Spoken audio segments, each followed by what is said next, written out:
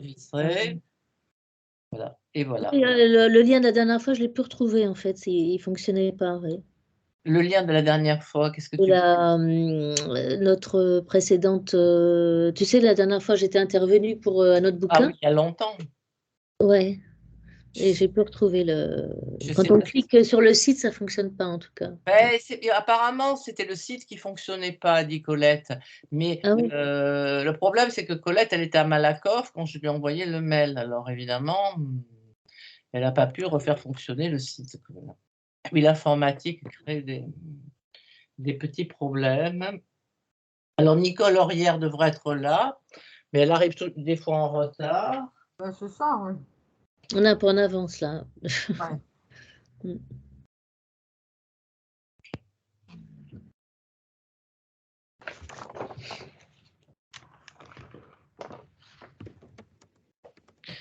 Nicole Laurière, elle a des problèmes hein, avec Internet, n'est-ce pas, Fabienne? C'est vrai, parfois, oui, elle est obligée de prendre son téléphone, mais bon. Je ne sais pas pourquoi. Elle habite à Issy-les-Moulineaux, il n'y a pas de raison qu'il n'y ait pas de réseau, quoi. Non, c'est oh, c'est Skype. Hein? Je sais pas. Moi, j'ai pas de problème avec Moi non Skype. plus. Ouais. Bah, ça dépend, voilà. Il y a Zoom, il y a Skype, moi je sais plus, j'ai plusieurs trucs, j'ai Teams, j'ai Zoom, j'ai Skype, donc je sais plus, Ah oui. Bah, Zoom, l'ennuyeux, c'est que toutes les 40 minutes, on est obligé oui. d'arrêter. Oui. Oui, c'est vrai. Oui. Oui, mais tu relances vite le truc quand même. Bon, je sais pas. Mais Colette, elle a dit qu'elle allait essayer un nouveau lien.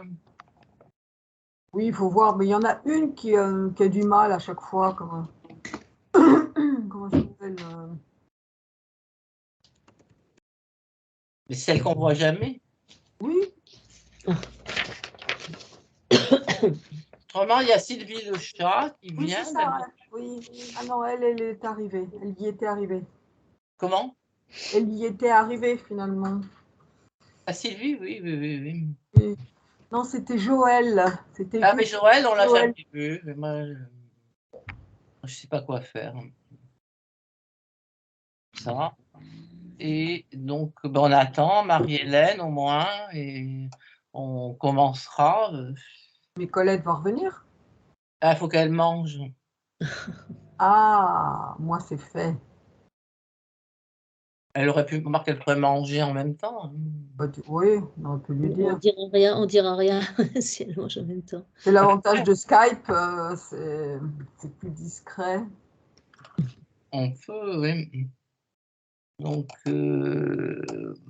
Comment va ton chat? on va attendre que Marie-Hélène revienne. Et normalement, Nicole, elle sera là. Elle est peut-être un peu en retard parce qu'elle fait des randonnées. Comment va ton chat, Marielle? Hein, mon chat va mieux. Ah, bah écoute, c'est une bonne nouvelle. Oui, mais je suis pas sûre qu'il soit sauvé. Ah ouais. Il y a Faut des attendre. médicaments?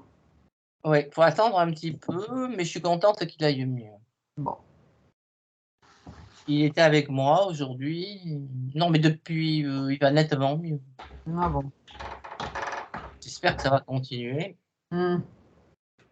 Il faut le motiver avec les souris qui sont dans les cafés. Non, ce qui est amusant, c'est que je lui donne des médicaments pour qu'il ait faim. Et alors, du coup, quand on laisse un gâteau sur la table, le chat, c'est vrai, Il tombe dans l'excès inverse. il mange le gâteau. Après, ça m'a fait la même chose avec une pizza. Le chat se précipite sur la Ah pizza. bah, c'est que ça va mieux alors. Je me suis dit, il Ah non, faudrait c'est peut-être les que j'arrête le médicaments. médicament parce que ça devient dangereux pour ce que j'ai à manger. Comme... Oui, il va mieux. J'espère Je vais me chercher de l'eau chaude aussi, moi. que ça va continuer. On attend qu'il y ait au moins Marie-Hélène pour commencer. Bon. Et après. Marielle, est-ce que vous m'entendez? Oui, on t'entend. Bon, parce que curieusement, je ne sais plus où sont les réglages pour mettre aussi la vidéo. Donc, je vais peut-être me déconnecter et puis me reconnecter avec le. On Si j'y attend. arrive. Ouais, j'arrive, hein, je suis prête, hein, j'arrive. C'est juste la technique, là, j'arrive. Est-ce que c'est ça? Est-ce que c'est ça? Non, c'est pas ça.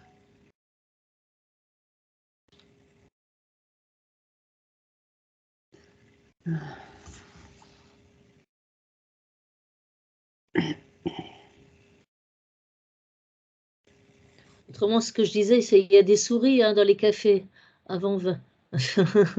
Pour le chat, peut-être ça va lui donner ça va lui redonner le moral. Bah, c'est pas un grand chasseur, c'est un persan, tu sais. Ouais, mais bon, C'est vrai que ça leur fait toujours plaisir. au moins pour jouer, si ce n'est pas pour les manger. Ouais, mais c'est pas un chasseur hors pair. Hein. Ah, Bon, bah, Marie-Hélène. je suis là officiellement. Bon, on attend que Fabienne revienne, espérant que quand il y en a une qui revient, l'autre ne va pas repartir. Et, dis donc, j'étais pas en retard, hein, il est même pas encore. Non, c'est parce qu'on a fait un test. D'accord. On a fait un test pour être sûr que ça va marcher. Et Fabienne a disparu, donc on va attendre.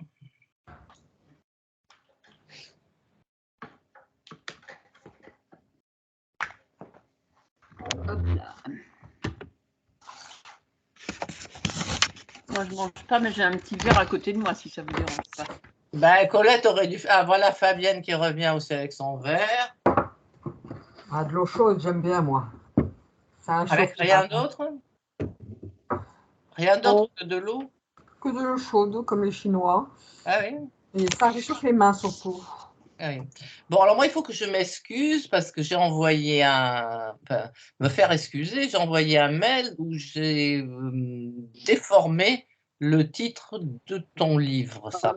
J'ai aussitôt rectifié, Marielle, c'était pas grave. Et au lieu de dire il faut imaginer Sisyphe heureux, j'allais transformer est-ce que Sisyphe peut être heureux? Voilà. Ah oui, c'est pas la même chose, quoi. Ah non, c'est ben voilà Nicole. Marie-Hélène l'a vu tout de suite. Je me suis excuse. Voilà, donc je m'excuse. Le titre de l'ouvrage, c'est il faut imaginer Sisyphe heureux. C'était juste pour voir si on suivait, hein, c'est ça. Oui, c'était juste ça, pour voir si vous lisiez ce que j'écrivais. Fais voir si on t'entend, Nicole. Attends. Ah oui. Si, ça a l'air de marcher. Oui, on t'entend. Parfait. Colette, elle vient pas? Si, mais elle est repartie manger. Alors, donc, vous êtes prié de ne plus repartir maintenant. Ouais, c'est ça. Moi-même également, je m'interdis de repartir. Et Sarah va pouvoir nous présenter donc son livre et puis on lui pose des questions, puisqu'on l'a toute lue ici. Non, moi pas moi. Oui. Pas toi, pas Fabienne. Mais... Ah non, mais j'en ai. Donc Charlotte n'est pas là. Charlotte? C'est qui Charlotte? Charlotte, en fait, c'est Maud, c'est ma un livre co-auteure. de Charlotte et Sarah. Oui. Ben, on a eu un peu peur que sur 1 heure, ce soit juste. D'accord. Mais on la pourra l'inviter une autre fois. Ok. Il faut parler comment fonctionne même puisqu'elle est dans un club de lectrices, non? Elle est aussi dans enfin, elle fait partie de jury littéraire, elle fait partie d'un club de lecture, elle fait partie de beaucoup de choses, de réunions avec des écrivains. Enfin oui, elle est très active dans ces choses-là et c'est son premier livre en fait. Voilà. Donc on peut aussi lui demander, enfin l'inviter pour qu'elle nous parle de toutes ses activités, voir si nous on peut y participer d'une façon ou d'une autre. Enfin, les jurys littéraires, certainement pas, mais je ne sais pas, moi, les clubs lecture, comment ils fonctionnent, etc., etc. Voilà. Bon, eh écoute, je te donne la parole, Sarah, pour présenter. Donc, Oui, alors, d'accord, je ne savais pas que je le présentais, mais je vais le présenter, bien sûr. Donc, il faut imaginer Sisyphe heureux, c'est une correspondance qui a été écrite pendant le confinement. En fait, au départ, j'ai correspondu avec cette amie, Maud Hoffman, alias Charlotte Taylor. Je dis juste une petite parenthèse sur les noms. En fait, elle a voulu publier sous pseudo. Moi, j'avais déjà publié sous mon nom, Sarah Mostrel, et comme elle a voulu publier Avancée masquée, comme elle dit, je l'ai suivie et j'ai repris un des pseudos que j'avais utilisé dans mes premiers livres. Et c'est pour ça que le livre est écrit sous 2 pseudos, Charlotte Taylor, donc Maud Hoffman, et Sarah Naor, qui est moi-même, Sarah Mostrel. Ça, c'est pour expliquer les différents noms. C'est une amie que j'ai depuis une quinzaine d'années. Et donc, pendant le confinement, qui était une période très particulière, donc on s'appelait, on s'écrivait, on s'envoyait des mails, etc. Et puis, à un moment donné, la correspondance est devenue beaucoup plus littéraire qu'habituelle, on va dire, puisqu'on réagissait aux différentes mesures du gouvernement, on réagissait à des émissions radio, on était tous cloîtrés chez soi avec donc un mode de vie complètement différent de celui qu'on avait en général. On ne pouvait pas se voir. Moi, j'avais un contexte familial très difficile que je pourrais expliciter éventuellement. Bonjour, que je pourrais expliciter. Bonjour Sylvie, excusez-moi de mon retard. Il n'y a pas de souci. Bienvenue. Je suis en train donc de présenter le livre, d'expliquer comment cette correspondance est née. C'est parti donc d'un échange amical qu'on avait l'habitude d'avoir par téléphone et par mail, et c'est devenu donc une correspondance plutôt littéraire, en justement réagissant aux différents événements, à certaines émissions de radio qui nous marquaient, à la peur aussi qu'on avait sur le moment de ne pas savoir ce qu'il allait advenir. Moi, j'étais donc avec des parents malades et dont je devais m'occuper, et j'avais très peur de les contaminer. Il n'y avait pas de masque, il n'y avait pas de vaccin. C'était, si vous vous souvenez, une période assez anxiogène au départ. Fallait à chaque fois que j'ai une attestation pour sortir, une demi-heure. Enfin bon, c'était un peu surréaliste. Je crois qu'on l'a tous vécu. En tout cas, cette correspondance est née à ce moment-là, et on a décidé de la publier quelque temps après le confinement. Donc là, je décris le contexte. Pour moi, cette correspondance est vraiment une façon de sceller notre amitié, de sceller l'amitié que j'ai avec cette amie, donc depuis presque une vingtaine d'années. Sachant que voilà, c'est quelqu'un, comme on disait tout à l'heure, qui fréquente, qui lit beaucoup, qui fait partie de club de lecture, qui a fait partie du jury littéraire, qui était prof d'anglais. Elle est retraitée aujourd'hui. Et donc, je suis ravie d'avoir pu élaborer cet échange épistolaire. Donc, c'est elle qui peint ou est-ce que c'est vous? C'est moi qui peins. Voilà. Je ne sais pas si on voit derrière, il y a le lit de mon fils qui est envahi par les tableaux. Oui, d'accord, ouais. Voilà, moi je fais. Donc, je suis, pour me présenter en quelques mots, je publie depuis une vingtaine d'années.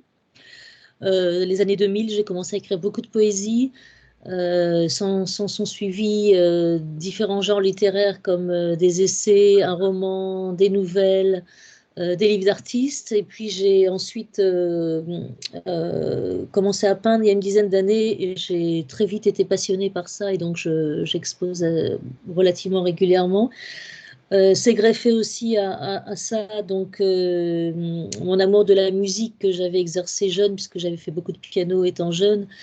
Et donc j'ai un ami qui a mis en musique mes textes que j'écrivais, et donc j'ai aussi commencé à me produire sur scène et à chanter sur mes textes. Et là j'en suis à mon 5e album. Le 5e album est sorti aussi pendant le confinement. Justement, cette période, malgré sa difficulté, a été très productive, et pour moi, puisque j'ai sorti un album de musique qui s'appelle Ce qui nous lie, où j'écris les paroles et la musique.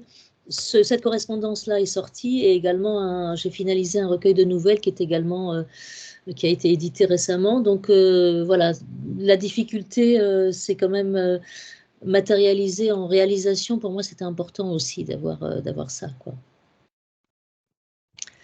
Je ne sais pas si vous avez des questions, si vous voulez que je parle un petit peu de. Enfin, est-ce que tout le monde a lu le livre, donc Il n'y a que Fabienne qui ne l'a pas lu. Ouais, moi, j'ai lu, oui. D'accord.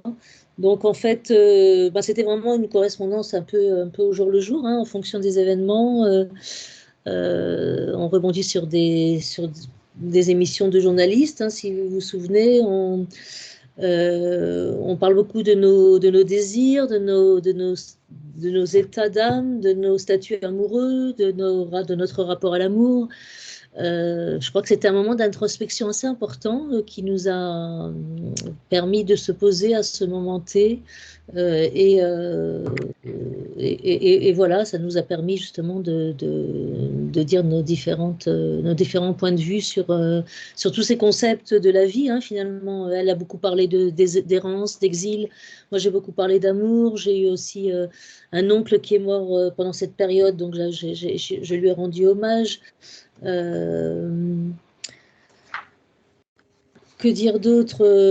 Je suis prête à répondre à vos questions parce que c'est difficile d'en parler de cette façon linéaire, on va dire. Donc peut-être que Marielle, si tu Moi, veux si j'avais bouger des questions que le j'ai chemin déjà de la... posées, mais je vais la reposer, hein, je Oui, t'ai prévu. Donc, on peut comprendre que d'abord pour écrire, évidemment, il faut être seul, c'est à peu près, c'est presque obligé. Il y a des gens qui écrivent dans des cafés, mais enfin, qui sont à l'écart des autres, hein.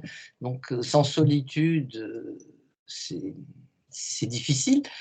Et ce que je veux dire, pourquoi ne pas avoir. Mais tu as écrit une fiction aussi, donc ma question, elle tombe un peu, quoi, puisque tu me dis que dans le même temps, tu as écrit une fiction. Parce que je me demandais pourquoi ne pas avoir écrit une fiction pour combler justement l'isolement et recréer du lien avec le reste de la société. Puisque quand on écrit, c'est aussi pour ça, hein. C'est parce qu'on espère c'est parce qu'on alors, espère qu'on sera lu et que l'on veut, enfin, on jette en tout cas un bateau à la mer, ou un fil, je ne sais pas, mais c'est pour, voilà. alors, c'est pas tout à fait comme ça que ça s'est fait parce que ce livre est très particulier, il n'était pas du tout prévu.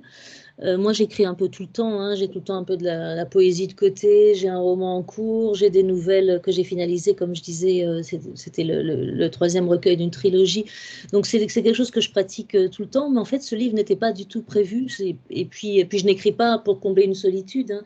J'écris parce que j'ai des choses à dire, j'ai envie de transmettre des choses, j'ai envie de raconter des histoires qui me concernent ou non. Donc l'idée d'écrire seul, évidemment l'acte d'écrire, c'est un acte solitaire, mais c'était pas pour combler une certaine solitude, c'était parce que c'est une nécessité pour moi d'écrire, comme c'est une nécessité de peindre, comme c'est une nécessité de composer parfois de la musique, etc. Donc c'était plus dans cette optique c'est plus dans cette optique que je réalise des choses et la correspondance, comme je disais, c'est quelque chose qui s'est fait un petit peu au fur et à mesure de notre échange. Il n'était pas du tout prévu qu'on en fasse un livre. Par contre, j'en suis, comme je disais, ravie aujourd'hui puisque pour moi, ça scelle une amitié de longue date et ça permet aussi à mon ami Maud d'avoir un premier livre publié. Mais évidemment, ce livre n'est pas une fiction, hein. Ce livre, c'est une correspondance, donc on y a mis quand même de nos tripes, on y a mis de notre sincérité. À côté de ça, j'écris de la fiction ou j'écris un essai. Enfin voilà, c'est pas du tout la même démarche pour moi, en tout cas. Bon, moi, je vais reposer une question, puis après, je me laisserai les autres parler. Moi, j'étais touchée par la sincérité de certains passages, vraiment. Et je pense que dans une biographie ou confession, ça aurait été beaucoup plus difficile. Parce que quand les gens écrivent des biographies ou des confessions, on est toujours un peu suspicieux parce qu'on sait qu'il y a l'auteur derrière, hein, la personne qui se raconte, et on se demande toujours est-ce que il, elle exagère un peu, est-ce que c'était vraiment ça. Je pense que la correspondance permet une certaine spontanéité et une certaine, oui, quelque chose de beaucoup plus sincère, transparent, parce qu'on s'ouvre à l'autre. Voilà. Je voulais savoir ce que tu en penses. Est-ce que tu es d'accord avec ce que je dis ou pas?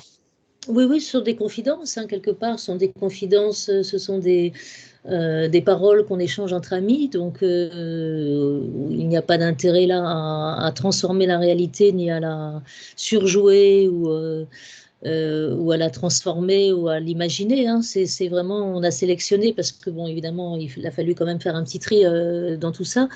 On a sélectionné les passages qui paraissaient peut-être plus universel. Je pense que beaucoup de gens peuvent se retrouver dans ce qu'on a dit, quel que soit le statut de chacun, quand on parle de ce qu'est l'exil intérieur pour une, ou bien le désir amoureux pour l'autre. Suivant les étapes de notre vie, suivant notre statut familial, suivant notre contexte aussi familial, je pense que nous sommes des cas particuliers, mais qui peuvent aussi être des cas où les autres s'y retrouvent. Mais c'est vrai que c'est un livre de quelque part de confidence, hein, c'est pas du tout le même système que la fiction ou que l'essai qui essaye d'expliquer quelque chose. Là, effectivement, il y a l'immédiateté de notre échange et la correspondance pour cela est un beau moyen de partager tout ça, oui. Moi, c'est ce que j'ai ressenti principalement. Mais je ne sais pas les autres qui l'avaient lu. Vous avez des... Il y a d'autres choses aussi sur lesquelles j'aimerais discuter, mais je ne vais pas parler tout le temps. Hein. Non, mais je voulais juste dire comment on passe d'une confession, pour moi, une confession entre amis, c'est quelque chose d'intime, et comment on passe à une publication où tout le monde va le savoir. Moi, je n'oserais pas révéler une intimité comme ça. C'est plus une confidence qu'une confession. Enfin, je ne sais pas si... Oui, confidence. Autant, voilà, il y a peut-être une petite nuance. Mais alors après... Oui, confession, c'est qu'on a des choses à se reprocher. Non, Oui. En fait, voilà, on a osé, je dirais. Effectivement, on n'était pas obligé de mettre tout ça au jour. Maud, si elle avait été là, elle vous aurait dit qu'elle avance masquée. C'est d'ailleurs pour ça qu'elle avait pris le pseudo, c'est-à-dire qu'elle avance tout doucement, elle essaye de pas trop dire de choses intimes. On a plus ou moins dit des choses intimes, mais on n'a pas tout dit, évidemment. On a sélectionné ce qui pouvait... être, enfin, on s'est quand même mis à nu, et c'est un parti pris. Après, moi, je sais que j'ai écrit beaucoup de poésie assez intimiste, par exemple, dès le départ, ça a été mon style, ça a été ma pulsion première, on va dire, et c'est vrai que les bons retours que j'ai eus m'ont conforté dans le fait que je pouvais dire des choses et être peut-être le porte-parole parfois d'autres personnes qui n'osaient pas dire et qui parfois étaient dans la même situation et qui avaient envie peut-être aussi de se faire entendre, peut-être de la manière où moi je disais les choses. C'est un parti pris d'être un peu dans l'intimité, oui, ça c'est sûr. Bon, alors, les copines. Alors, oui, pourtant, je vais en reposer. Oui, pardon. Vas-y, Nicole. Moi, je dirais, j'ai retenu une citation dans ce livre que je vais mettre dans mon panthéon personnel parce que j'ai beaucoup aimé. C'est une citation d'André Malraux. La vérité d'un homme, c'est ce qu'il cache. J'ai trouvé ça éblouissant. Et j'ai eu aussi beaucoup d'étonnement sur la place que prend le Covid dans votre vie sur le long terme. C'est-à-dire, vous, au début, vous angoissez comme tout le monde, mais ça se prolonge sur toute la durée du Covid. Je sais pas, il me semble, vous êtes des personnes, des intellectuels cultivés. Bon, le temps du Covid, c'est aussi un moment entre parenthèses où on peut lire et où on peut prendre du recul sur les choses. Et cette angoisse qui vous envahit, moi, je ne l'ai pas connue comme vous. Oui, ça je peux bien comprendre, oui, tout à fait. Alors moi, je ne l'ai pas vécu de la même façon que ma co-auteure, hein. Donc je disais, je m'occupais de mes parents âgés, j'avais extrêmement peur de les contaminer. J'allais les voir tous les jours, je leur amenais à manger au bout du palier parce qu'à l'époque, on avait peur même de toucher les choses, il fallait tout laver. Enfin, je ne sais pas si vous vous rappelez, c'était les débuts, hein, donc c'était très compliqué. Et moi, j'étais complètement conditionnée par cette situation. J'avais pas tant peur pour moi que pour eux, parce que c'était eux qui étaient en première ligne, a priori. Et c'est vrai que de se retrouver aussi impuissant, hein, on n'avait pas de protection, on n'avait rien, de se retrouver enfermé, puisque moi, en général, je travaille loin de chez moi, de se retrouver face à soi-même dans un rythme complètement inhabituel. Moi, je l'ai vécu très difficilement, peut-être plus difficilement que ma co-auteure, je pense, qui, elle, avait des petits-enfants qu'elle ne voyait pas, etc., une famille, mais ce n'était pas aussi dramatique, entre guillemets, que moi, je l'ai ressenti, en tout cas, par rapport à mes parents, de qui je suis très proche. J'ai perdu mon papa en attendant, mais ça n'a pas de rapport avec le Covid. Mais pour moi, c'était une responsabilité terrible et c'était une situation que je ne savais pas gérer, qui m'a terrorisée, hein, tout à fait. Et en fait, toute cette correspondance a été écrite pendant le Covid, hein, donc évidemment, après, on s'en est sorti, mais ça, c'est vraiment un laps de temps. Cet écrit a été réalisé pendant cette période de pandémie où on n'avait pas grand-chose et on ne savait pas grand-chose. Moi, il y a une autre question que je me suis posée, pas par rapport au Covid, j'en ai déjà parlé, que je ne l'avais pas vécu du tout comme ça, puisque j'étais à la campagne et que je sortais tous les jours faire Ça, c'est une chance mes 12-15 d'avoir un de extérieur. marche et que le soleil était merveilleux et que les gens, il n'y avait pas de problème, même s'ils me rencontraient, enfin, on était assez loin, ils n'avaient pas peur que je leur file le Covid, quoi. Donc, Le Covid parisien. c'est bien naturel de se balader dans la forêt, quoi. Voilà. Et donc ça, c'était une chance. Mais moi, c'est le titre, voilà, Sisyphe. Sisyphe, c'est vrai que j'ai pas revérifié, mais enfin, c'est bien celui qui est condamné, je pense, à rouler un rocher. Oui, à hisser son rocher sur la montagne, sachant que le rocher va toujours retomber sur lui. Voilà. Et je ne sais pas ce qu'il a fait comme bêtise, quoi. Mais donc je me dis que moi, la mythologie, c'est devenu assez lointain pour moi.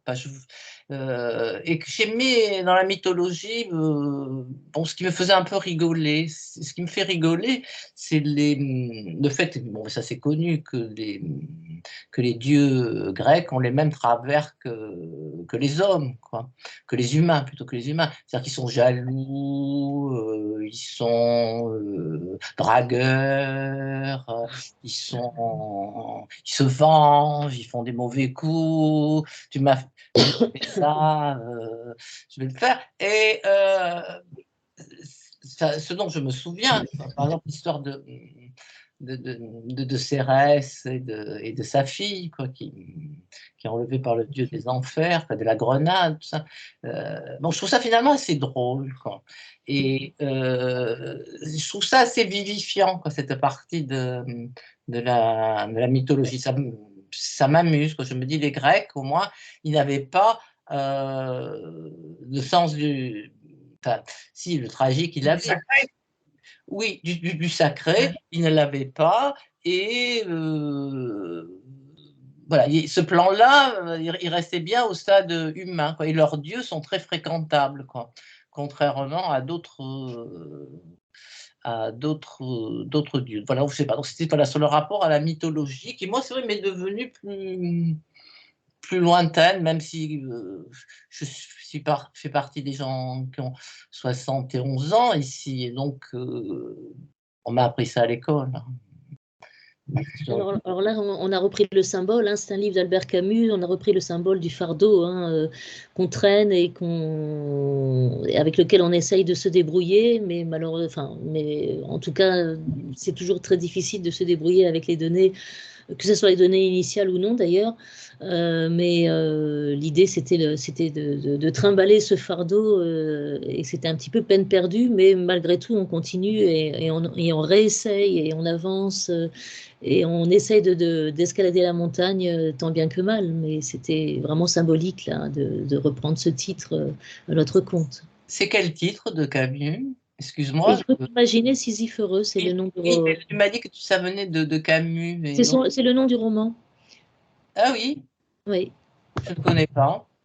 C'est le nom, attendez, je ne me trompe pas, oui, c'est le nom du roman ou c'est une citation qu'il a mis dans le roman. Faut que je vérifie, mais je crois que c'est. Alors, c'est ma co-auteure, hein, qui a voulu ce titre. C'est pas le mythe de Sisyphe. Le mythe de Sisyphe, voilà, c'est ça. Mais c'est une citation qui est à l'intérieur du livre de ce livre-là, quoi. Et donc, on l'a pris à notre compte comme titre, en fait. Ah oui, moi, je m'en souviens plus du mythe de Sisyphe. Et vous? C'est vraiment un symbole, hein. Voilà, ça pourrait être de la mythologie. Voilà, comme on dit, c'est un mythe. On ne sait pas si ça existait. C'est comme la religion, etc. Donc c'est plutôt des messages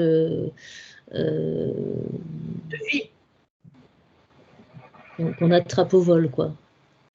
Oui, enfin, c'est quand même un sacré hymne à la vie, de préférer continuer à vivre malgré cette tâche infernale et éternelle, Oui. plutôt que de vouloir mourir, de se laisser vraiment aller, quoi. Oui, je pense que tout le monde a un petit peu son fardeau. C'est positif, c'est beaucoup plus positif que certaines pages, en tout cas, de votre livre, qui sont quelquefois quand même assez, Oui, difficile. honnêtes, ouais. Bah, oui, il y a des.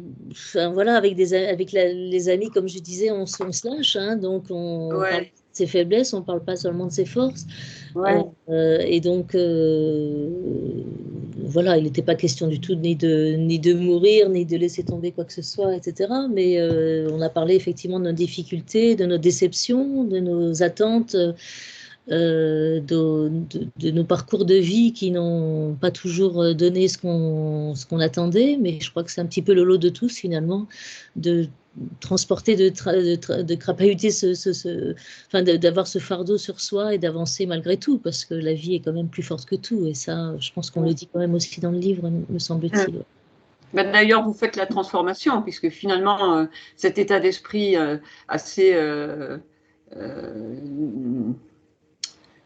assez difficile, assez Pessimiste. déprimé, pessimiste, ben vous le transformez en un bouquin qui peut être partagé, et c'est une œuvre voilà, qui existe maintenant et qui, comme vous dites, a scellé une amitié entre vous. Oui, c'est ce que je disais, notamment le confinement pour moi a été assez traumatisant quelque part, mais d'un autre côté, les réalisations faites pendant ce confinement qui sont sortis m'ont beaucoup rassurée. Enfin, c'est-à-dire que c'est vrai que ça a toujours été un peu mon leitmotiv de transformer le négatif en positif, bien avant le confinement pour d'autres situations, d'essayer, notamment en poésie, qui permet justement ces excès-là aussi de sublimer pour justement faire de la tristesse ou du chagrin ou de la souffrance quelque chose de merveilleux, de beau, hein, parce que les excès, c'est aussi beau. Prenez la beauté, ça a été aussi voilà, la ligne conductrice même en temps de guerre, j'allais dire, ou en temps de confinement, ou en temps difficile, c'est toujours, on peut toujours retirer quelque chose de beau, parce que la vie est belle, même si on a parfois du mal à s'y accrocher et puis à réaliser ce qu'on attend. Je dis dans le livre notamment qu'il y a toujours un grand décalage entre les intentions et le résultat, c'est-à-dire qu'on peut être plein de bonnes intentions, on peut espérer plein de choses, et puis le résultat n'est pas toujours là, donc ça fait partie peut-être des déceptions. Mais je pense qu'il fallait le dire, tout ça. Enfin, on avait besoin en tout cas d'échanger ça, et effectivement, le fait que le livre soit sorti, c'est un grand message d'espoir aussi. Moi, je vais juste faire une petite remarque. Le fait que les actes ne soient pas à la hauteur des idées, bah, c'est constant, hein. Moi, Oui. je suis assez militante, hein, j'ai des idées, on pose des actes et on ne sait pas, quoi. On sait pas, on maîtrise pas la façon dont les autres vont réagir, je pense que ça, c'est un peu l'histoire des interactions, quoi. On ne peut pas maîtriser. Ce qui m'a toujours sidéré, c'est les hommes et les femmes qui ont fait la Révolution française. Au début, ils ne le savaient pas qu'ils la faisaient, hein. Ils s'en sont rendus compte petit à petit, quoi. Hein. Je crois qu'il faut avancer, et puis on dit toujours que le plus important c'est le chemin, c'est pas forcément l'issue. Je crois que l'engagement, le militantisme, l'engagement, c'est ce qui est le plus important. Après, bon, effectivement, il y a des facteurs extérieurs qui ne dépendent pas de nous. Il y a il y a les autres, hein, les autres qui peuvent ressentir les choses autrement, et donc il faut faire avec tout ça. Mais je crois que le plus important par rapport à soi-même, c'est d'avancer et d'aller selon ses convictions, en espérant qu'on arrive au résultat escompté. Mais ça effectivement, je sais pas, tu parles de militantisme féministe peut-être, c'est ça? Le militantisme en général, j'étais surtout féministe, mais je suis surtout féministe, mais si tu veux, bon, cette question m'a toujours fascinée, quoi. parce qu'on ne sait pas quand des mouvements vont démarrer, quand est-ce qu'ils vont... Évidemment, il faut qu'ils soient préparés. Bon, la Révolution française, on peut toujours expliquer rétrospectivement pourquoi ça s'est passé comme ça. Mais ce qu'il y a de sûr, c'est que les révolutionnaires ne savaient pas qu'ils faisaient la révolution au début.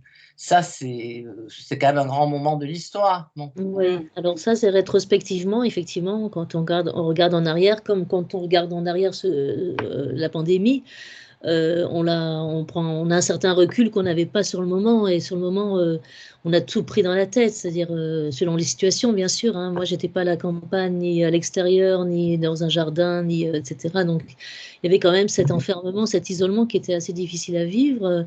Ces attestations qui étaient absolument insupportables pour tout le monde, je pense, mais aussi pour moi qui devais tous les jours aller voir mes parents et voilà, calculer combien de temps je suis là, etc. Même si effectivement on trichait tous. Hein. Enfin, c'était quand même très inédit comme situation. Donc je pense que ce livre est peut-être un témoignage de ça, enfin, en tout cas de notre expérience. C'est très subjectif, bien sûr, mais c'est notre expérience. Ouais, j'ai bien aimé que vous citiez... Pardon, vas-y Marie-Hélène. Oui, j'ai bien aimé que vous citiez aussi quelqu'un qui a traversé une grosse épreuve. Je ne vais pas me rappeler du titre pour l'instant, mais Marielle, tu vas m'aider puisque je te l'ai prêté le livre. Ah oui, le livre À la ligne de Pontus. À la ligne, voilà. Alors lui aussi, il a traversé quelque chose. Et ben, c'est formidable. Moi j'ai adoré ce livre qui est écrit donc en vers. Pas forcément avec des rimes, pas toujours en tout cas, mais un gars qui traverse une épreuve horrible, c'est-à-dire que pour gagner sa vie, il est obligé d'aller travailler dans un abattoir. C'est une horreur, une horreur. Ça va être affreux, ça. Et il le traverse malgré tout parce que voilà, ça lui est tombé dessus. Il n'a pas d'autre solution pour l'instant. S'il veut rester près de la femme qu'il aime et en même temps gagner sa vie, alors qu'il est, je sais plus ce qu'il est, il est musicien, non? Il est écrivain, il a fait Cagne, c'est un littéraire. Oui, c'est un littéraire. Et donc, il va jusqu'au bout, il traverse ça, après il est nommé à un autre poste, c'est encore plus dégueulasse, enfin c'est un truc... Et le bouquin est formidable. Moi, sur le plan littéraire, moi j'ai adoré ce livre. Alors, je ne l'ai pas lu, hein, c'est ma... Oui, ça s'appelle Marielle. Redis-nous l'auteur. Pontus. À la ligne Pontus. Pontus, voilà. C'est ça. Moi, ce que j'ai trouvé d'extraordinaire, c'est que l'espèce de légèreté, justement, qu'il arrive à donner à ce récit, hein, et on a l'impression qu'on y est, quoi, voilà. Il n'y a pas de parti pris. Parce que moi, je suis de la période établie, hein, et là, c'est pas du tout son cas. Hein. Il va pas du tout à l'usine pour prêcher la bonne parole. Il y va parce qu'il est obligé. Mais il ne se plaint pas. Il dit justement, c'est la vie, c'est comme ça. Et il y a bien sûr la fatigue, mais il essaie bon, il va puiser, alors là, lui aussi, dans son imaginaire, dans ses connaissances littéraires. Ça va l'aider, quoi. Ça va l'aider à contrebalancer un petit peu comment dirais-je, la rigueur de ce monde qui côtoie, parce qu'il travaille dans un abattoir, hein, à la fin. Que la violence, quoi. Et puis, mais il y a il y a une révolte, mais qui est une révolte qui est celle que l'on peut avoir, quoi, tous les jours, quand il y a des choses qui sont pénibles, que l'on vit au travail. Il a un certain amour, enfin, une certaine confraternité avec ses collègues, et il n'a aucune supériorité, aucun mépris. C'est la vie de tous les jours, quoi. C'est une espèce de beauté de vie de tous les jours qui est difficile, mais qui est quand même là, quoi. Alors la littérature l'aide, quoi. Ça c'est vrai. La littérature l'aide et l'écriture aussi l'aide. Et d'ailleurs Maud dit, je ne vais pas revenir là-dessus puisqu'on a parlé, elle dit que c'est une écriture cathartique. Et ça la fascine, quoi. Parce que pour elle, visiblement, l'écriture, elle est cathartique. Et je pense qu'elle l'est toujours un peu, même si elle a la passion des mots, ça permet, voilà, d'exprimer. Et oui, c'est étonnant qu'elle le cite. Et elle le cite, alors moi il y a une histoire, là j'extrapole, mais elle parle à un moment mode d'une femme qui a Clotilde, Oui, ça c'est très lourd, ça. qui va être prise dans un engrenage terrible, parce que une première fois, donc il y a eu une maladie d'un enfant, on va l'accuser, et après tous ces enfants lui seront enlevés. Bon, et toi, ta réflexion, c'est, mais c'est une histoire qui paraît invraisemblable. Oui. On a du mal à y croire, quoi. Et moi, je peux dire que, effectivement, on a du mal à y croire, mais moi, ça ne me gêne pas qu'on ait du mal à y croire. Et j'aime bien cette histoire quand même, parce qu'elle montre une partie de ce que vous racontez par ailleurs, l'engrenage dans lequel les gens sont pris, quoi. Voilà. Et le sort s'acharne vraiment sur cette jeune femme de manière absolument. Moi ça m'a aussi assez heurté, hein, cette histoire. Je me suis aussi dit, c'est pas possible, quoi. C'est pas possible qu'il arrive autant de mésaventures à une seule personne, quoi. Mais effectivement, dans la vie, parfois, il y a des situations, de cet ordre, hein, où on ne s'en sort pas, en fait, hein. Il y a des rebondissements qui font qu'il y a encore quelque chose qui s'acharne contre elle, et elle revit la même chose, même si elle fait confiance à quelqu'un, ça ne fonctionne pas. Alors, on peut se demander si ce sont les faits ou si c'est la personne qui induit ça, on ne sait pas, en fait, hein. On ne sait pas trop. Moi, je ne saurais pas juger ça, en tout cas. Oui, non, moi je n'ai pas pensé que l'histoire était forcément vraie. Enfin, si, j'ai pensé Elle est vraie, hein, parce que ça fait partie d'une émission qu'elle a entendue, donc enfin, c'est un témoignage qu'elle a entendu, donc a priori, c'est vrai. C'est vrai, mais ça m'était un peu égal, parce que, comment dirais-je, parce que même si ça avait été une histoire inventée, cette histoire me parlait, quoi. Et donc l'imaginaire, des fois, est plus vrai que le réel, quoi, hein, on peut le dire. Donc ça ne... Moi, j'ai bien aimé cette histoire au niveau qui symbolise bien l'engrenage dans lequel les gens sont pris. Et alors, moi, une autre chose que j'ai beaucoup aimé, je ne l'ai jamais lu, mais c'est Bernard-Henri Lévy qui est stupéfait de la soumission des gens.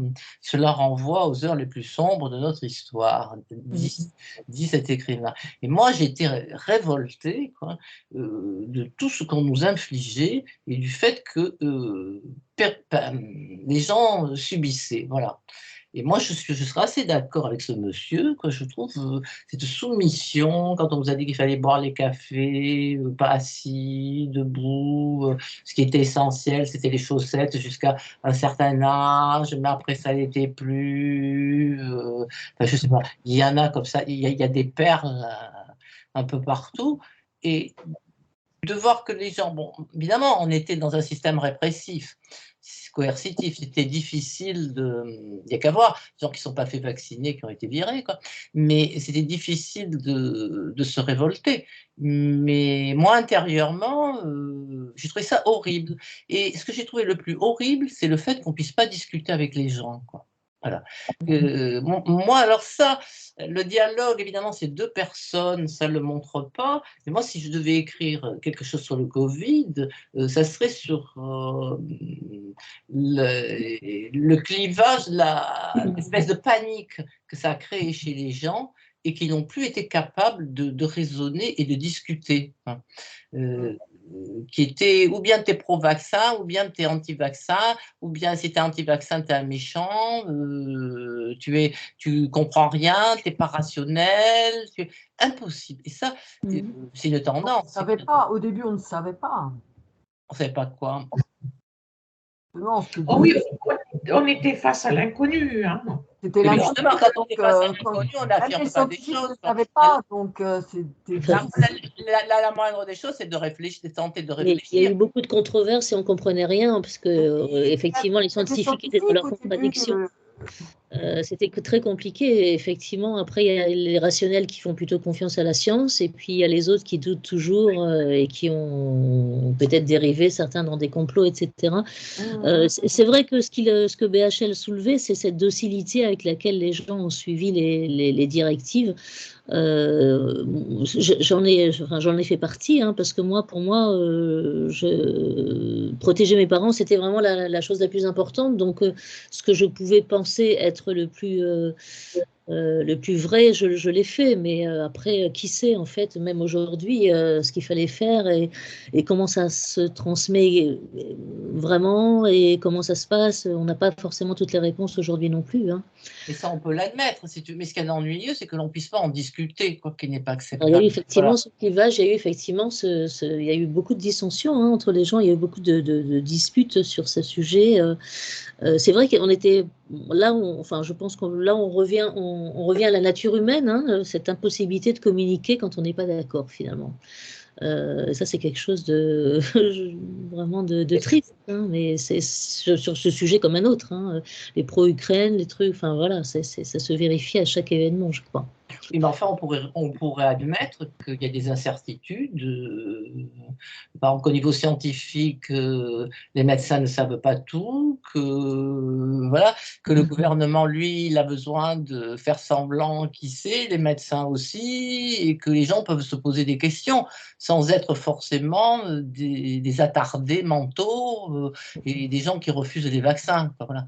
Moi, je trouve Non, que il y a eu des choses la absurdes. bêtise, elle est plutôt du côté de ceux qui affirment sans se poser de questions. C'est la chanson Les gens qui doutent d'Anne Sylvestre qu'on va faire passer, qui n'est peut-être pas la même, mais Enfin, il y a eu des dérives terribles aussi, hein, des deux côtés, je crois. Donc, c'est très compliqué après. Ouais, c'est très, très compliqué. enfin, normalement, quand on est intelligent, on doute, quoi, hein. Je sais pas, Descartes, il doutait pour savoir, hein. Et là, le doute était grave parce que Oui, il n'y avait pas de en allait de notre certitude. santé. Il en allait de Il n'y avait notre pas de santé. certitude, personne ne savait. Donc, Oui. Oui, mais justement, quand on ne sait pas, enfin bref, mais je crois que Colette était un peu de mon avis, on était deux, enfin on va pas recréer des débats, mais moi, ce qui m'a agacé, de toute façon, je retrouve les mêmes problèmes aujourd'hui sur d'autres sujets, hein. Oui, c'est ce que je disais. Ça c'est notre, notre nature n'est pas très recommandable, je dirais, enfin, de genre humain. Et c'est terrible, en fait, hein. Sylvie, on t'a pas entendu, Sylvie.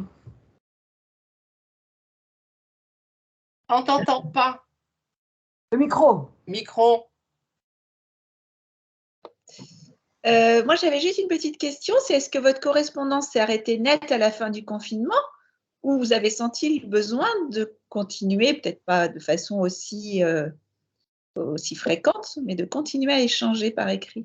Oui, on échange tout le temps, enfin, par téléphone, par écrit, on se voit. Là, d'ailleurs, on finit, je crois, le livre par un café. Enfin, là, on peut enfin sortir. Oui, non, mais justement, est-ce que vous avez continué une correspondance? Parce qu'effectivement, Oui. on peut se voir, mais est-ce que vous avez senti le besoin de continuer quand même une correspondance? Alors, c'est quelque chose, c'est comme une petite parenthèse, parce que cette correspondance existait avant. Elle a continué à exister après, sauf que là, on l'a vraiment formaté comme une correspondance. Mais c'est-à-dire, ce que j'appelle cette correspondance, c'est finalement cet échange qu'il y a entre nous. Il existe depuis longtemps, puisqu'on est amis depuis longtemps et qu'on échange souvent nos points de vue, on échange nos idées diverses et variées surtout. On se raconte un peu nos histoires. Donc c'est quelque chose qui... les deux en fait, téléphone et écrit, sauf que là... et puis les rencontres, sauf que là, dans le confinement, il n'y avait plus de rencontres du tout. Donc on s'est vraiment plus focalisé sur l'écrit. Mais c'est quelque chose qui a existé, qui existe et qui existera, j'espère en tout cas. Après, ce moment-là nous paraissait intéressant, retranscrire nos sentiments, la manière dont on a vécu, nous, cette période, et puis en même temps, écrire des choses auxquelles on croit, nous paraissait intéressant pendant ce moment T, ce moment M, je ne sais pas. En tout cas, et a posteriori, je le vois un peu comme un témoignage. Mais ça, c'est a posteriori, parce que sur le moment, comme disait Marielle, sur le moment, on ne sait pas ce qu'on fait très bien. on fait, et puis ensuite, on se dit ça pourrait être, et puis après, on dit ça a été, et c'est peut-être un témoignage, me semble-t-il. Justement, moi, je veux bien intervenir. Bonsoir. Bonsoir Colette. Salut. Les cheveux ont poussé. Oui, mes cheveux ont poussé, j'ai même raccourci entre-temps, et voilà. Mais oui, alors moi j'ai lu le livre grâce à Nicole qui me l'a envoyé, parce que ici à la bibliothèque et à la médiathèque il n'y avait pas, donc j'aurais pu le commander, mais voilà. Donc merci Nicole. J'ai lu, je ne suis pas une grande lectrice, mais quand même par respect pour toi et pour cette rencontre, je vais d'un bout à l'autre. Je vois pas trop. En fait, d'abord, je n'ai pas pu m'identifier à aucune de vous deux. C'est pas du tout comme ça que je parle à mes amis quand je leur écris, surtout des mails. C'est vraiment, ça sort des tripes. Je cherche pas à faire des. Enfin, j'ai l'impression qu'il y a un peu de préciosité dans votre façon de vous parler qui enlève, pour moi, hein, qui enlève un peu de la vérité dans la discussion entre deux amis. Ça, c'est une première chose, mais je n'ai pas souvenir que vous avez vraiment discuté entre vous des problèmes de Covid. Indirectement, oui, puisque en fait. Indirectement, pas vraiment de vous poser la question, comment ça influence sur votre vie. C'était pas le sujet. Disons que le sujet s'est passé pendant le Covid, mais le sujet n'était pas le Covid, en fait. C'était notre. C'est pas vraiment un témoignage du Covid, parce que vous n'en parlez pas tant que ça. Oui, c'est un témoignage, enfin dans le sens où c'est en temps de Covid, mais c'est pas un livre sur le Covid, hein, pas du tout. C'est pas un témoignage du Covid, c'est pas un témoignage. Tu dis toi-même, vous avez communiqué ensemble et vous êtes écrit avant, vous êtes écrit après. Oui, tu as décidé de mettre une parenthèse dans cette période-là qui était au début et à la fin du Covid, ça donne un début et une fin, comme quelqu'un qui dirait je transmets mes correspondances que j'ai pu écrire entre le mois de juillet et le mois d'août, parce que c'est les vacances et que. Mais j'ai pas trop décidé, parce que c'est plutôt Maud qui a décidé, mais qui a proposé, mais c'est pas très grave, c'est pas le problème. Finalement, ce que je veux dire, c'est que cet échange-là, alors précieux, je sais pas. C'est vrai que peut-être que là, on a sélectionné, ou on a un petit peu parfois travaillé un peu le texte, mais c'est un petit peu la manière dont on échange, hein. Elle est très, très littéraire, puisqu'elle lit énormément, et elle, comme je disais, elle fait partie de beaucoup de jurys, de clubs, de lecture, etc. C'est sa manière de parler. Pourtant, c'est quelqu'un de très simple, mais elle a un côté un peu précieux. Pardon ? Moi, ça m'a pas paru naturel. Ça m'a paru vraiment recherché, comme si vous aviez écrit 4 fois la lettre avant de la publier. Ah oui, non, c'est pas le cas. C'est pas le cas. Il y a eu un premier jet, il y a eu quelques petites corrections, mais c'est pas si travaillé que ça. Et ça reflète assez notre relation, en fait, de la manière dont c'est dommage qu'elle soit pas là pour confirmer, mais ça reflète notre manière de. Parce que je pense que. Avec chaque personne, on est différent, en fait, hein, donc on se laisse driver un petit peu par l'autre, et puis quand l'autre vous drive sur des sujets, vous répondez un petit peu aussi de la même façon. Dans vos lettres et dans vos échanges, il y a quelquefois, il n'y avait aucune réponse à l'autre. C'est juste, vous partez dans un sujet complètement différent de la lettre précédente. Alors, est-ce que c'est parce que vous avez fait des coupures et que du coup, on ne voit pas une succession ? Il n'y a pas une réponse à une réponse à une réponse. Ça l'est beaucoup, mais pas toujours, parce que de temps en temps, d'ailleurs, on le dit dans la correspondance, de temps en temps, il y a eu un coup de fil entre les deux, où il y a eu, où voilà, l'état d'esprit du jour, c'était ça, et l'autre rebondit. Il n'y avait pas forcément une. C'est un petit peu vraiment le sentiment du jour, l'humeur du jour. Voilà, l'humeur du jour avec ce qui se passe à l'extérieur, comment ça se passe. Mais c'est pas forcément quelque chose de linéaire, complètement linéaire, avec une question de réponse. Mais les correspondances, c'est souvent ça, hein. Si tu lis Proust et Anna de Noailles, par exemple, leur correspondance, etc., c'est pas forcément des choses qui se suivent d'une lettre à l'autre. C'est aujourd'hui il se passe ça, je viens de vivre ça, d'écrire ça, et puis l'autre il répond, mais il n'y a pas forcément d'un mail, enfin de groupe de mails à un autre, une continuité comme dans un livre, comme dans la prose, comme dans une fiction, etc. Ça nous a pas gêné, ça. Je sais pas si ça a pu gêner le lecteur, mais c'était pas l'idée d'une continuité comme ça. Il n'y a pas un sujet dans ce livre, en fait. Il y a des états d'âme, des états d'être, des situations auxquelles on rebondit. avec les événements de la vie hein, qui se passent à ce moment-là comme ils arrivent n'importe quand. Et on essaie d'y réfléchir et on essaie d'échanger sur ce qu'on ressent et chacun y met voilà, et chacun explique à quoi ça l'amène en fait. Hein. Voilà, c'est pas un livre comme un autre en fait, une correspondance. Hélène, tu voulais faire citer un passage du livre? Non, je t'ai vu feuilleter tout à l'heure. Attends, t'as le micro coupé. T'as le micro coupé, Marie-Hélène. Micro. Oui, c'est vrai que j'aime bien lire un petit passage d'un livre quand on parle d'un livre, c'est bien d'en avoir un petit échantillon. Ça vous dit? Oui, bah, si tu en as retenu un, pourquoi pas. Oui, alors justement celui qui se termine par la citation de Malraux. Là. Alors moi, je n'ai pas du tout vécu le Covid comme aucune de vous deux. Pour moi, ça a été une bénédiction, ce Covid. Ça a été merveilleux. Moi aussi. D'abord, je pense qu'en soi, ça m'aurait plu, même s'il n'y avait pas eu cet événement particulier. Oui, parce que faire une parenthèse dans sa vie, ralentir, se donner le temps de réfléchir, de se reposer, de réfléchir, de lire, je trouvais ça super. Mais en plus de ça, il s'est trouvé que ma fille, qui était au début de sa grossesse, s'est trouvée coincée. Elle est venue pour le mariage d'une amie et elle s'est trouvée coincée chez moi. Et donc, on a vécu toutes les deux sa grossesse presque jusqu'à la naissance, quoi. Donc, je l'ai accompagnée, alors que normalement, elle aurait dû être à Dubaï ou en Arabie Saoudite auprès de son mari. Et donc, je ne l'aurais pas vue du tout pendant ces 6 mois-là. Et là, elle était là. Donc, alors que moi, j'aurais dû être toute seule. Voilà. Donc, pour moi, ça a été super, quoi. Et, mais de toute façon, je crois que j'aurais apprécié la période, même sans elle. Bonjour Maude. Exil, errance, mélancolie. Je ne pense pas que ces mots soient miens. Peut-être l'errance, dans le sens où je me sens complètement perdue sur cette terre, quand mon seul point d'ancrage est de mettre un trait, de la couleur sur une feuille ou sur une toile.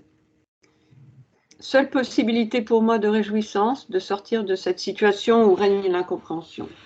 D'où la blessure, indélébile, inaudible. J'erre donc je suis. J'évolue dans un semblant de réalité, menant une vie familiale dans laquelle je suis encadrée, comme il se doit par la génération d'avant et celle d'après, cadre qui me rappelle à la vie, tandis que la relation amoureuse est absente. Un état auquel j'ai réfléchi longuement lorsque j'ai été amenée pour mon travail à interviewer M, un scientifique très connu dont le frère est tout aussi célèbre. Ce dernier, père de 6 enfants, a accumulé les conquêtes et paraît dans une dynamique de vie heureuse, tandis que son double est resté célibataire, sans enfants. Il m'a touchée lorsqu'il m'a décrit son univers, très social en apparence, mais en fait profondément solitaire. Une sorte de facette qui présume une intégration à la société, alors que l'être qui se dit Asperger parvient juste à s'adapter. Une attitude qui m'a ramenée à mon isolement et à ma soif insatiable des autres, à ce désir d'être accepté, d'avoir une existence, celle qui a été bafouée dans le cercle familial. C'est comme une course, une recherche éperdue qui s'annonce dès le départ vaine, puisque le manque fait partie de la constitution initiale et toutes les tentatives pour émerger ne sont qu'obstination pour la survie. M fait partie de ces hommes brillants, un peu décalés, sensibles. Il semble s'en débrouiller. Chez moi, je crois que la boulimie de création m'a évité les excès des autres, les excès autres. Certains plongent dans l'alcool, la drogue. La boulimie de création est une drogue, une addiction. Elle m'apporte un certain bien-être. Merci. Un aveu, ça. Oui, c'est un aveu, j'assume. J'assume, oui.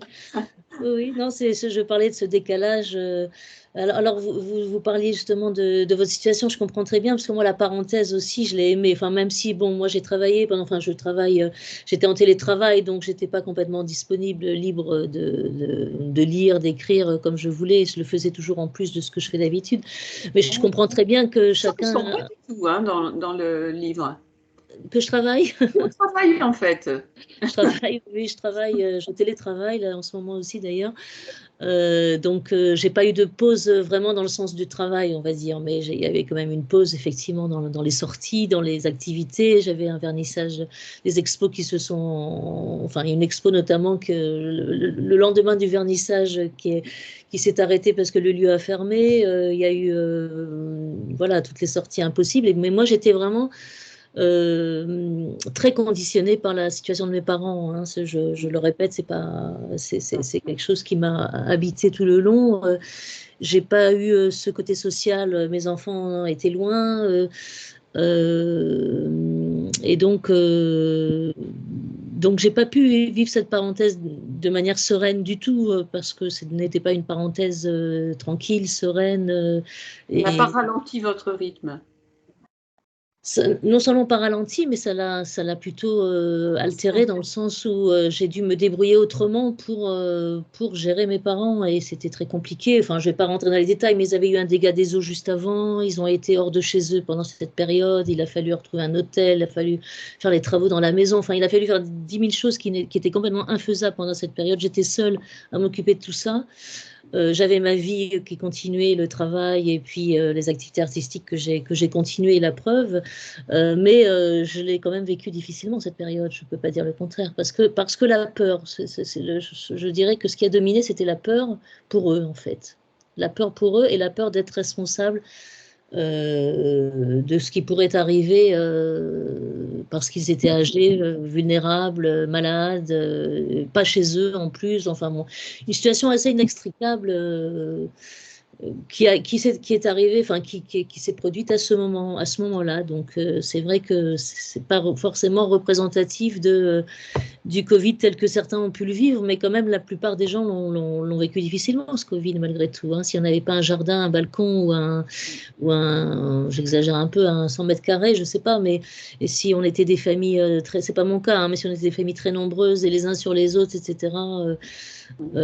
C'était quand même assez difficile à vivre pour les gens qui n'avaient pas de confort ou pas d'espace et complètement isolés. Donc, je crois que chaque cas est un cas particulier, mais malgré tout, la plupart des gens voilà, tout s'est arrêté quand même. Pas de vie activité, tout ce qui était, puisque les artistes n'étaient pas considérés comme essentiels, donc tout ce qui était essentiel peut-être est resté, mais bon, l'art est essentiel pour moi et tout ça, c'est aussi arrêté. Mais c'est vrai que là, j'ai vraiment polarisé sur la famille. Hein. C'était ça qui m'a complètement hantée pendant cette période. Ouais. Mais moi, je pense effectivement qu'on peut être heureux sans Covid, hein. Ça c'est clair, quoi. On n'a pas envie que ça se renouvelle. Si on a envie de faire une petite retraite, rien ne nous empêche de la faire nous-mêmes, quoi, librement. Hein. C'est vrai que c'est plus difficile quand on a des tentations, on cède aux tentations, aux sorties, aux amis, etc. Là, on était obligé d'être chez soi. Donc, pour les personnes qui étaient peut-être disponibles et qui voulaient être aidées par un cadre comme ça qui les contraint, ça pouvait être une opportunité, effectivement. Tiens, moi, j'en avais discuté un jour dans une rencontre littéraire, en sachant que un certain nombre d'écrivains avaient écrit quand même parce qu'ils étaient enfermés. Quoi. En Proust, on peut se demander s'il n'était pas malade, s'il aurait autant écrit. Quoi. Il était très malade hein, quand il a... Oui, asthmatique, oui. Enfin, il a été obligé d'arrêter alors qu'il était... Enfin, je ne connais pas assez pour pouvoir trancher, mais c'est une question. Et tous les gens qui sont en prison, enfin pas tous, mais il y en a un certain nombre hein, qui se mettent à écrire et qui écrivent des œuvres de talent, quoi, parce que ils sont enfermés. Madame. Ah oui, vaut mieux s'occuper l'esprit. Hein. Oui, voilà, c'est ça. Et donc, mais ça. C'est une réflexion quand même qui est assez surprenante. On peut se demander si justement si la vie avait continué avec toutes ces tentations, s'ils auraient écrit. Mais là, c'est pas ton cas. Alors moi, je voulais, avant peut-être qu'on se quitte, il y a plein d'auteurs cités. Il y en a certains que je ne connais pas. Et il y a Phil Finkielkraut que j'ai jamais lu, Bernard-Henri Lévy que je n'ai jamais lu, Onfray dont j'ai entendu C'est parler. inconnu pourtant. Hein. C'était des philosophes, hein, tous. Oui, bah, oui, j'ai connu, mais à vrai dire, j'en ai toujours entendu dire du mal. Peut-être parce que j'étais dans des milieux un peu trop à gauche, quoi.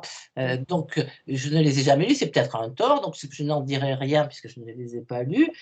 Et il y a des auteurs que j'ai lus, comme Malraux, mais je me demandais d'où venait la citation. Melville, évidemment, je l'ai lu. Bartleby, je l'ai lu. Mallarmé, j'en ai lu une partie. Et je n'ai pas lu Anne Frank, mais évidemment, je connais l'histoire et je comprends pourquoi Anne Frank peut être évoquée en cette période d'enfermement. Voilà.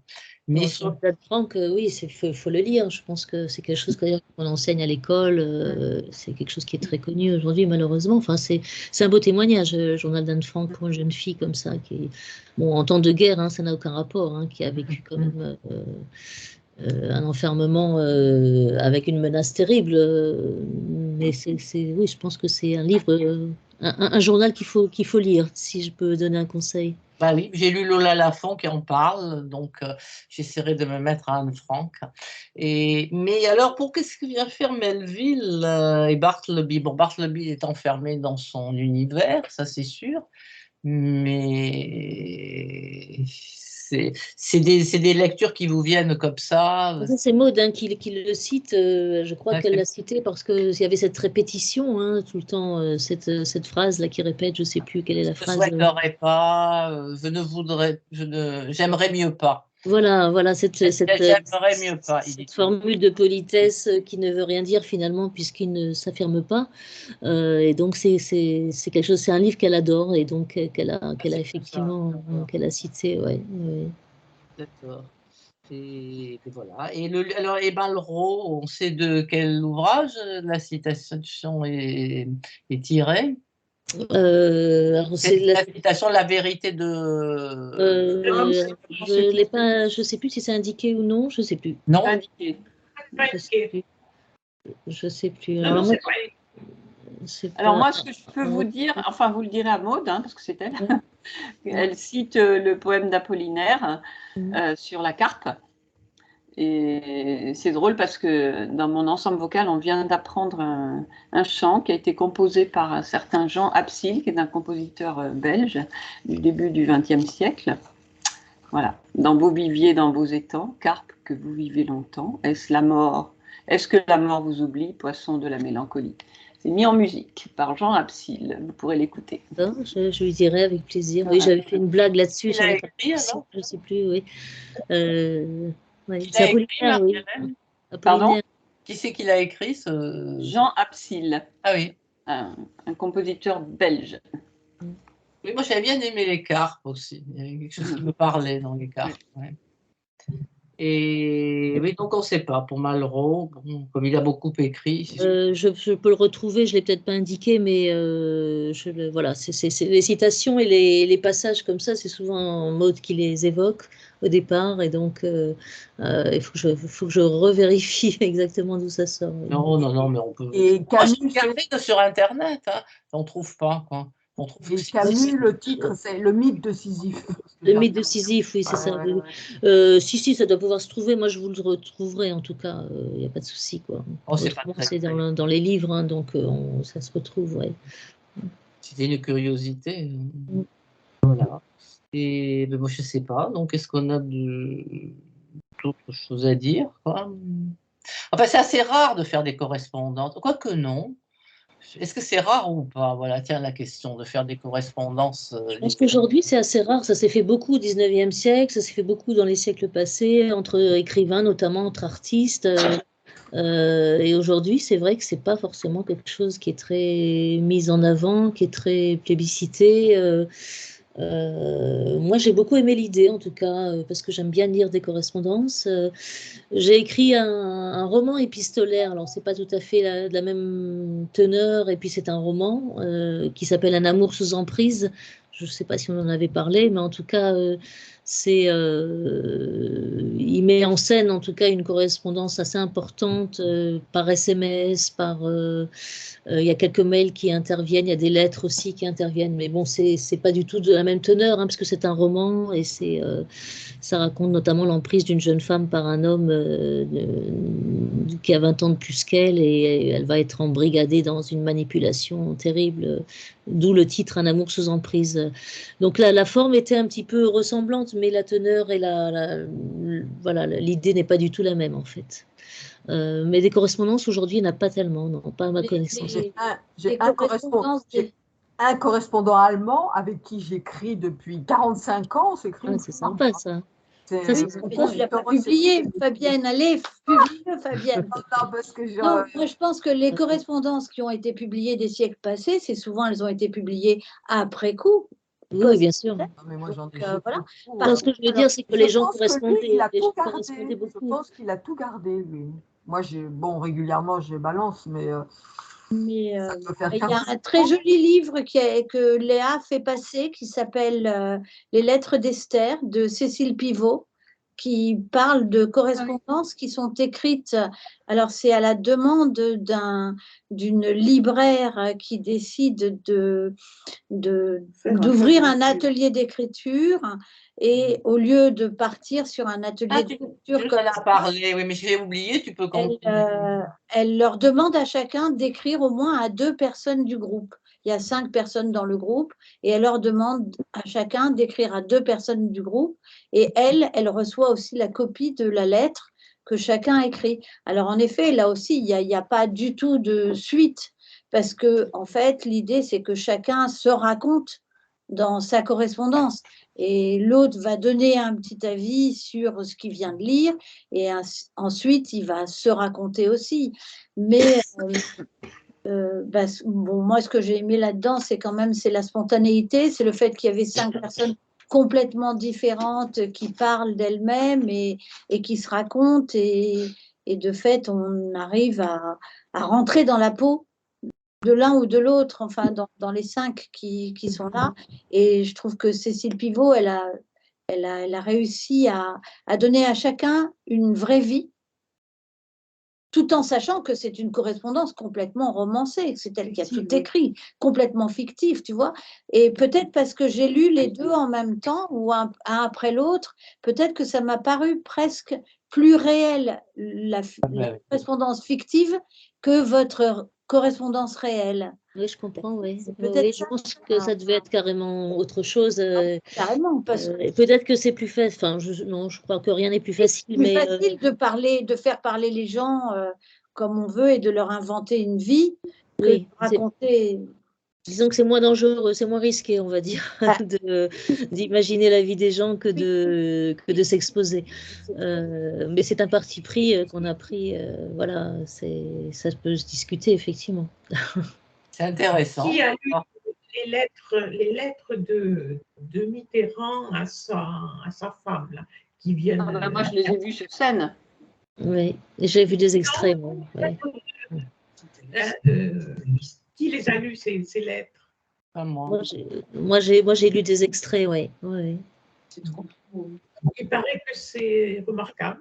Et il y a des lettres de Camus, la correspondance Camus et comment s'appelle-t-elle Maria Casals, me dit. Voilà. Casares.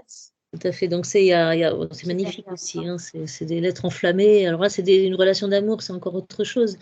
Mais c'est super beau hein, de retrouver ça. Je trouve ça intéressant.